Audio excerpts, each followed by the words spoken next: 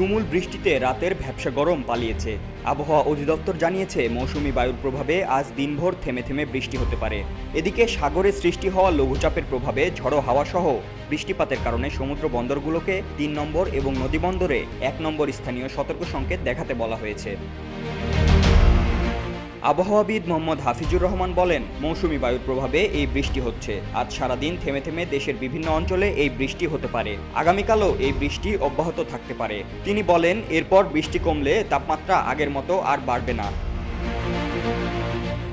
সকালের বৃষ্টিতে তাপমাত্রা কমে স্বস্তি এলেও ভোগান্তিতে পড়েছেন অফিসগামী সাধারণ মানুষ ও স্কুল কলেজের শিক্ষার্থীরা। বৃষ্টির কারণে যানবাহন সংকট, রিকশা ভাড়া বেশি সহ নানামুখী সমস্যায় পড়তে হয়েছে অনেককেই ভিজে ভিজে অফিসে যেতে দেখা গেছে। তবে কোনোভাবে যারা মেট্রো স্টেশনে যেতে পেরেছেন তারা বেশ আরামেই পৌঁছিয়েছেন তাদের গন্তব্যে।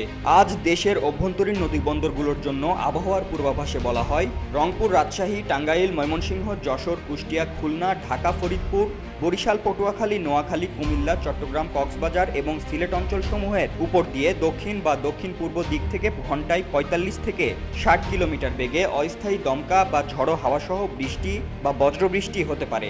এসব এলাকার নদীবন্দরগুলোকে ১ নম্বর সতর্ক সংকেত দেখাতে বলা হয়েছে। ভারী বর্ষণের সতর্কবাণীতে বলা হয়, সক্রিয় মৌসুমি বায়ুর প্রভাবে খুলনা, বরিশাল, চট্টগ্রাম, ঢাকা, ময়মনসিংহ, সিলেট, রাজশাহী ও রংপুর বিভাগের কোথাও কোথাও ২৪ সেপ্টেম্বর সন্ধ্যা ৬টা থেকে পরবর্তী ৪৮ ঘন্টায় ভারী বর্ষণজনিত কারণে চট্টগ্রাম বিভাগের পাহাড়ি এলাকার কোথাও কোথাও ভূমিধসের আশঙ্কাও রয়েছে।